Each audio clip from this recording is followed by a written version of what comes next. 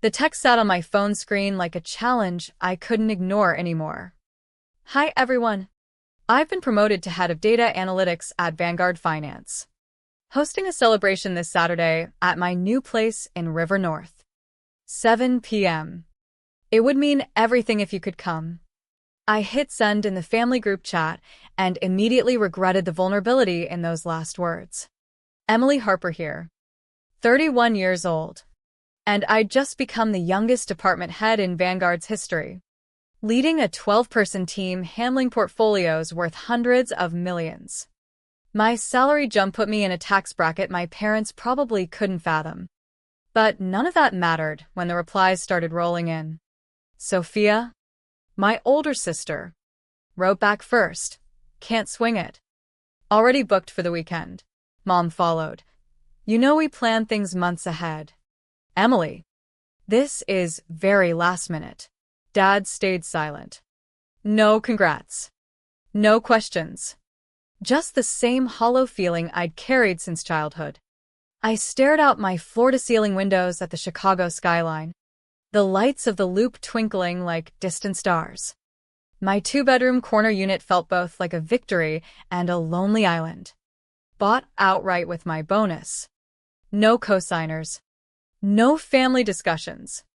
The kind of independence they always praised in me while giving Sophia everything else.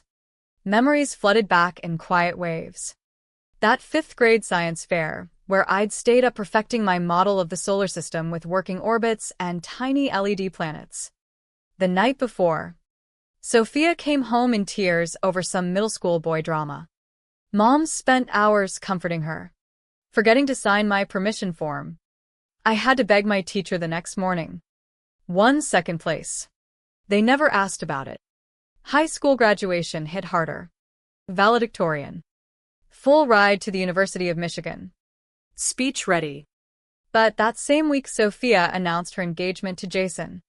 My party morphed into an engagement celebration. My valedictorian speech played to a half-empty room while relatives fawned over Sophia's ring. Grandma whispered later. You keep shining, sweetheart, even when no one's watching. She passed 2 years after, leaving me her pearls and that note I still keep framed. College reinforced the pattern. Dean's List every semester. Finance club president. Internships at top firms. Parents never visited parents' weekend. They were busy with Sophia's wedding planning. My roommate once asked why no one showed up for me.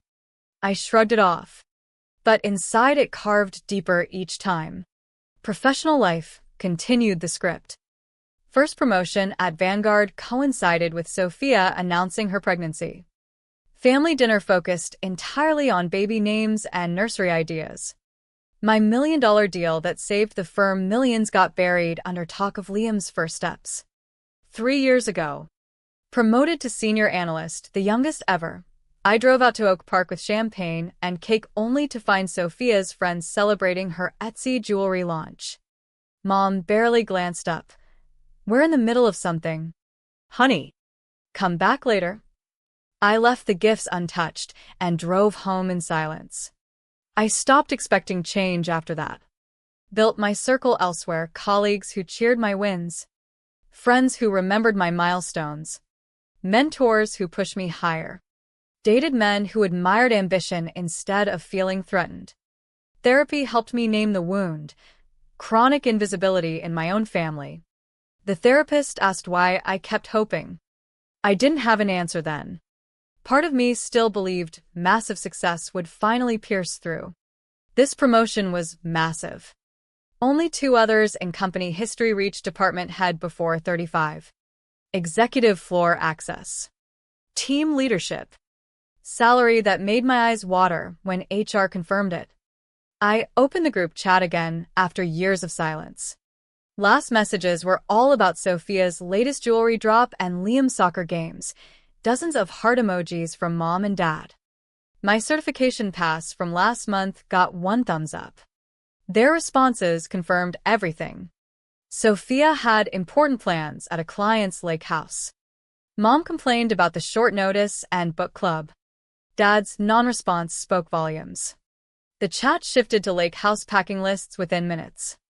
My news vanished under 25 messages about Sophia's weekend. That night, I blocked chat notifications. If they wanted in, they'd have to make real effort. I hired a photographer. Sent invites to my real circle, Sarah from Michigan who drove 4 hours. Mentor Patricia flying from Denver. Colleagues rearranging schedules. People showed up because they valued me. As Saturday neared, emotions churned. Liberation. Lingering sadness. Simmering anger. And readiness. I arranged catering. Chilled champagne. Set out my grandmother's pearls with my emerald dress. This was my stage now. No more background role. Saturday morning brought crisp spring air through my open windows. Sunlight danced across the hardwood floors I'd chosen myself. I arranged charcuterie boards, fruit platters, and signature cocktails with care. The apartment transformed soft jazz. City lights beginning to glow. Flowers from friends. I slipped into the emerald dress, fastened grandma's pearls, and looked in the mirror. Successful. Whole. Sarah arrived first, hugging me tight. Emily, this place is insane. And you, department head? I'm so proud. Her excitement filled spaces my family had left empty for decades. By 7:15, the apartment buzzed. Patricia raised her glass. I knew from your first internship you'd go far. Emily, you've shattered every expectation. Colleagues shared stories of late nights cracking impossible models. My predictive system saving 12 million last quarter alone. The photographer captured genuine laughs. Hugs. Toasts. My soon-to-be peer pulled me aside. CO handpicked you. Pure merit. No family strings. That's rare. I smiled. Family strings? They barely knew my job title beyond something with computers. Then CEO David Sterling surprised everyone. The room hushed as he toasted. In 30 years, only 2 promotions to department head before 35. Emily is the youngest, the sharpest. Her analytics framework transformed risk modeling firm-wide. Your family must be bursting with pride. I replied steadily. I'm surrounded by the people who matter most tonight. He glanced around, noticing no blood relatives, but nodded. Chosen family counts just the same. Phone buzzed in my purse occasionally. Family chat lighting up with lake house photos. Sophia on a boat. Mom and dad smiling. Liam catching fish. Perfect weekend captions. I didn't check. Tonight belonged to those who chose presents. Around 10, Sarah and I stepped onto the balcony. No family, she asked softly. They had plans, I said. Lake house thing. She squeezed my hand. Their loss. Look what you've built at 31. Running analytics at Vanguard. This apartment. All on your own terms. You're living proof hard work pays when no one else shows up. Her words landed without bitterness. I had done it alone, and maybe that's how it needed to be. Last guests left near midnight. Patricia hugged me. They don't know what they're missing. That's their burden. Not yours. Alone amid empty glasses and cards. I finally checked my phone. 20 new messages, all lake house praise. Mom's separate text. Hope your work thing went okay. Work thing. I posted a party photo instead. Emerald dress. Raised glasses. Skyline backdrop. Caption. Grateful for the incredible people who showed up for my journey. Youngest department head in Vanguard history. Likes and comments flooded from those who understood the grind. I poured final champagne, toasting my reflection to chosen family, and to shining when they're not watching, especially then. Sunday brought my post going semi-viral in finance circles. 300 likes. Vanguard's official account reposted proudly. Then family calls started. Mom at 8 a.m. Jennifer from church showed me her Instagram. Department head? Why didn't you say it was big? I did. Mom. In the chat. We don't understand that computer stuff. After 7 years. Still computer stuff. She asked about the apartment expense before switching to Sophia's call. No call back. Dad texted. Nice post. Good job. Ryan, wait. Jason needs portfolio advice. Sophia called. Must be nice throwing money at parties while some of us handle real responsibilities. Congratulations would be nice. For attention-seeking? That post was over the top. By afternoon, they circled back. Suddenly curious about salary ranges found online. Family helps family, Dad said. Liam's tuition is due. I reminded them of my student loans while they funded Sophia's wedding. That was different, Mom insisted. She needed it. Their Facebook post followed. Proud of both girls, Sophia, amazing mom/entrepreneur. Emily, her little promotion. Blessed even there. Minimized. Comments praise Sophia's shop. 12 sales in 3 years. Far more than my role. I screenshot and sent to Sarah. She replied, boundaries now. I didn't block yet, but changed settings so I wouldn't see their posts. Set up nephew's education trust managed independently. No direct control for them. The confrontation came 1 week later. Doorbell at 2 p.m. Peephole showed all of them, Mom. Dad.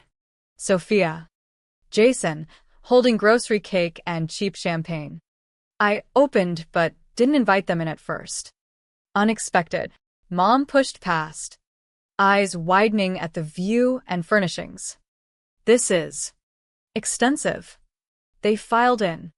Sophia's face tightened seeing the space her mortgage couldn't touch. Dad set down the bottle. Wanted to celebrate properly. Family together. Interesting timing, 1 week late.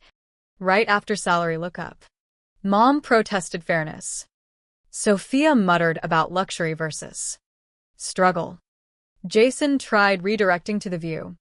Tension thickened as I asked what exactly I did. My title.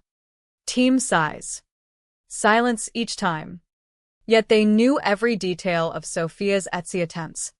Craft fairs. Every piece. That's different, Sophia snapped. Mom understands my work. I laid it out.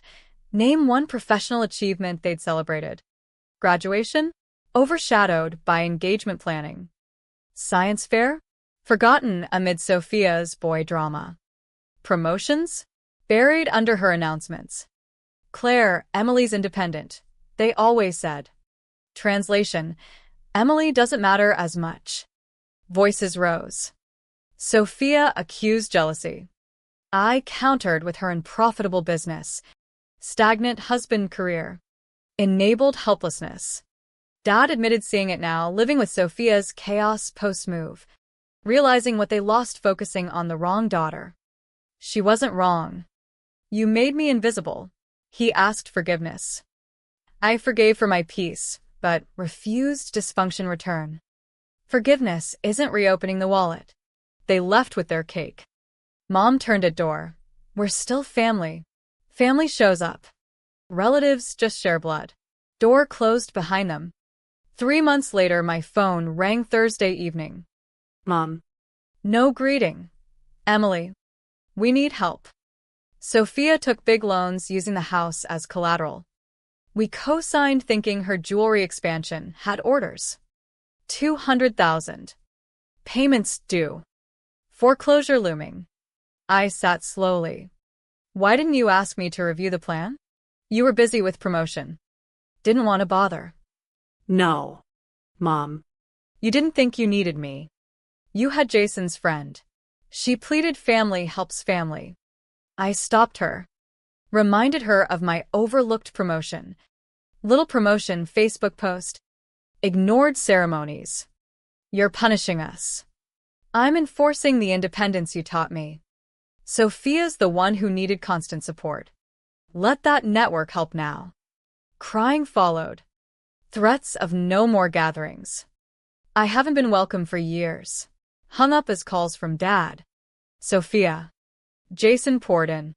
Next morning, Sophia's long text blamed me for destroying her life. Liam's future. I replied, refusing to enable bad decisions isn't selfishness. News spread. Extended family called me heartless. I changed my number. Shared only with true circle. Sophia and Jason short-sold the house at loss. Moved in with parents. Etsy closed. Both took full-time jobs for first time. 6 months later, I ran into Dad at a downtown coffee shop. He looked exhausted. Older. Awkward silence broke when he spoke of cramped house. Constant fights. Couch sleeping Jason. Liam asking about Aunt Emily. We see now what we created. And lost. You achieved everything alone while we took you for granted. I told him I'd fallen apart plenty. They just never looked. He admitted watching my conference talk online. Seeing respect and brilliance missed entirely. Asked forgiveness again. I had forgiven long ago, but chose no return to old patterns. A year later, Vice President of Analytics and Innovation. Youngest ever. Bought Hills Home. Started data science scholarship for underprivileged students. Engaged to partner who celebrates every win. Sent family invitations as closure. Mom's letter accused rubbing success in faces amid their struggle. Sophia called me selfish abandoner. They declined. Wedding was beautiful, Sarah maid of honor. Patricia walking me down aisle. Chosen family filling seats with real joy. Photos show bride in pearls. Surrounded by those who saw my worth before money reflected it. One framed photo on my desk. Me alone yet not lonely. Successful yet soft. Beside Grandma's message. Sometimes I think of Sophia, receptionist, and still dreaming jewelry revival. Parents refinancing to cover expenses. Calling me successful but selfish. They're half right, successful beyond their grasp. But not selfish. Just done dimming my light. Done being safety net. My phone buzzes. Husband texting congratulations on recent Forbes mention. Dinner plans to celebrate. This is my life, valued. Seen. The family who never watched me shine still wonders why it's cold in the dark. But that's their story now. Not mine. What would you do when family only sees your value after years of invisibility? The question lingers.